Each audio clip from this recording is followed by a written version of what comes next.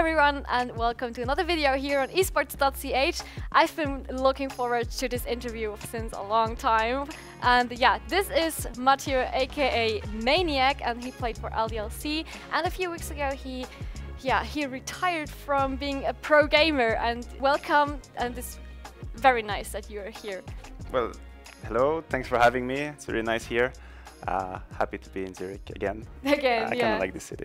So I have a few questions.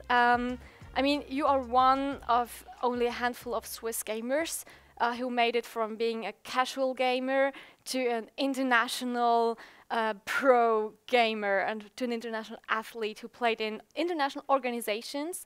And I'm sure that many young talents out there would like to know how you made this step.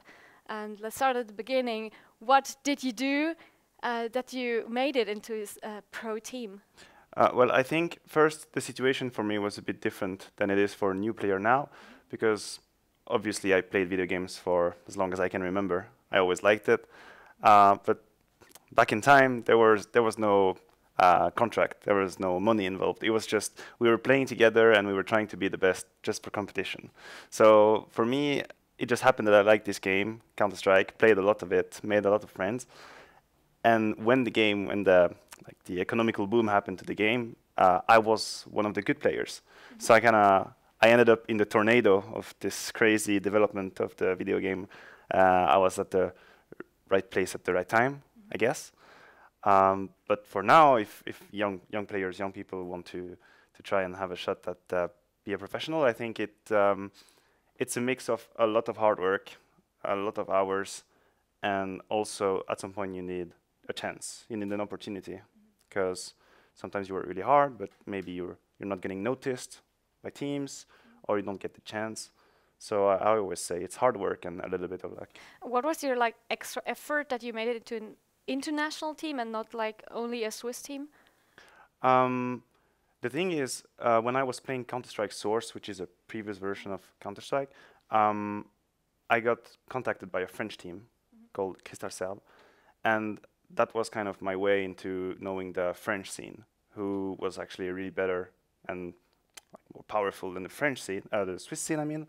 So for me, that was my ticket. I got to know all the extremely good players who then made the transition from Counter-Strike Source to CSGO. And then I already had all the connections. I had played with them before, I knew them. So that was kind of my ticket to the big lottery. So connections are the key, actually. Yeah, it is. Like I said, I think one part of it is being good and being the best possible, and the other part is having someone give you a chance. Someone thinking, oh, maybe this guy is good, I want to try him in my team. And then it happens. You make connections, and then it's just a job. And when you were in that team or in those teams, how often did you train? You by yourself alone and in your team? Well, that also kind of changed with time, because now obviously everything is very professional, at least for the very high level. So before I retired, we used to play 5 days a week, roughly about 6 to 8 hours a day. So that was a team. And then on the side, that's kind of up to you. Me, I used to play maybe an hour or so on my own time, because when you are with your team, you practice some aspect of the game. Maybe then you're alone, you think, oh, I need to work on this or other domain. So yeah, it was about maybe 8 or 9 hours a day of work. So it's actually a full-time job? Oh, it is. I mean, now it's for the top teams, it's completely a full-time work. Yeah. And what is with your physical fitness? Did you also have to work out? I mean, I would love that I could tell you, yeah, I was doing a lot of workout, I had a very healthy life. The thing is, it was actually hard, I think, to find the time, but I would recommend that to anyone. Maybe do an extra effort to have a little bit of exercise. I think it benefits you in so many ways.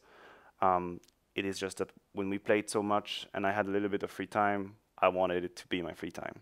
I could chill for an hour or two at home, maybe reading something, watching movies, when I could have gone to the gym. So no gaming. It's a matter of effort. No gaming in your free time. I mean, I would with some friends and be a little bit more relaxed, you know, take it a little bit chill and just have fun. I would do that. But yeah, I would recommend workout. I didn't do it enough, but people should. And what did you have to give up for this career? Oh, well, I mean, it's a big question, I guess, a lot. First of all, when I was in Titan, I think that was 2014, I had a job offer as a consultant, work psychologist, that I gave up because I wanted to go full-time in Counter-Strike. So, of course, that means a lot of sacrifices. Also, balancing social life and gaming, traveling a lot is not always easy. Would it be in a personal relationship with someone, or with your family, or with your friends? When you play at the highest level, you spend a lot of time abroad in different countries on competitions. So you have to give up on some social time that you maybe spend other way. So it's a lot of sacrifice on a day-to-day basis, but I mean, I really wanted to do it, and for me it was always clear that I would give like 100%. I knew that gaming was not going to be my life forever, so as long as I'm in it, I'm going to do it right. You already mentioned your parents.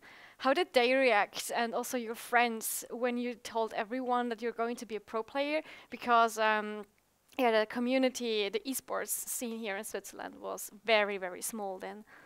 Yeah, I think when I go back in my memory, everything evolved over the years. So first, when I was a teenager, I was kind of the not the weirdo, but I was that guy that plays a lot of video game. Like we know him, he plays a lot, he likes all these games.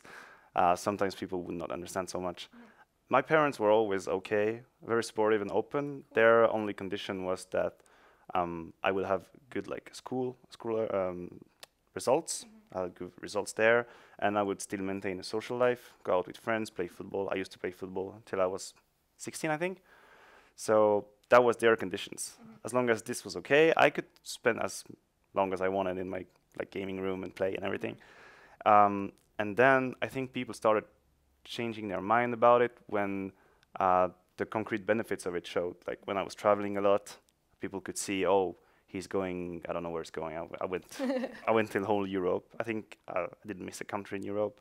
I went to Canada, USA, Dubai, and at this point, I think it kind of forced people to think it a different way, more like a professional activity, and not only, oh, he plays so much video game. And also that you live your dream a little bit. Yeah, I think so. I think people started to realize that you can treat that as a sport. The only difference being really the physical activity. But whenever I would talk with people, I would always try to explain them all the other aspects of a sport is there. The training, the contracts, the competition, the dedication. And over the years, at least from the people I know, the mind's changed in the good way. That's cool. That's also what we experience here now. That's awesome. So you are now 27 years old, and you a few weeks ago you retired from being a pro gamer. Is this also because of your age, or what triggered this decision? Yeah, I think age is a component, obviously, of the decision. It's hard for me to say exactly one precise reason. I guess I just felt like I was ready to start building something for my life on the long term. In my perception of gaming, that was always a defined period of time. As I said, I never pictured myself being a gamer forever.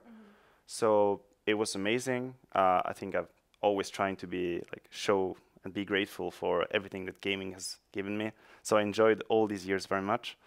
But now I feel like it's slowly time for me to build something for my life on the long term. And also I'm ready for new challenges. I think there are so many interesting stuff you can do in life, would it be on a professional way or on a personal perspective. There's so many things I want to do. And as I said, gaming is a very time-consuming activity. So I need fresh air, I think. Okay, so you said that you never wanted to be a professional gamer for your whole life.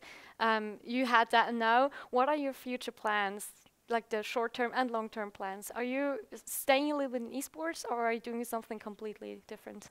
Well, I think I would like to keep being involved in esports. I think I have some kind of a persona, a mediatic persona in esport, at least in Switzerland. So I would like to use that and maybe push for esports, represent it, try and help people, advise people, because for a Swiss esport player, I've seen it all. I've been to almost every competition, and I know a little bit how it works. So I would be very happy to help like Swiss esport grow, because I can see that it's growing and there's more and more interest and more associations and events happening. I think it's amazing. I really missed that when I was playing. I think it was very much quieter than it is now. Yeah. So it's good news. I would like to help that.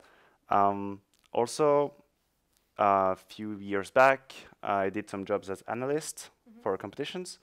I really enjoyed it, to be honest. And for me, that would be a way to stay in touch with the people I know and love. I mean, for me, it's like big family. There's so many people I know and appreciate in the gaming that I would be happy to stay in gaming some way or another. So now for the last question, what do you say was the one biggest highlight in your career? The one highlight, it's really hard. I think it would be qualifying for the semi-final of ESL One Cologne 2014 on the huge stage, beating Virtus Pro to be in a semi-final. I think that's a moment I'm never gonna forget. Awesome. Thank you so much, Mathieu, or Maniac, for the interview. And yeah, that was it for this interview. Thank you so much for being here. And I wish you a beautiful evening or weekend or whatever you have now. And we see you next time. Bye. eSports.ch Powered by UPC.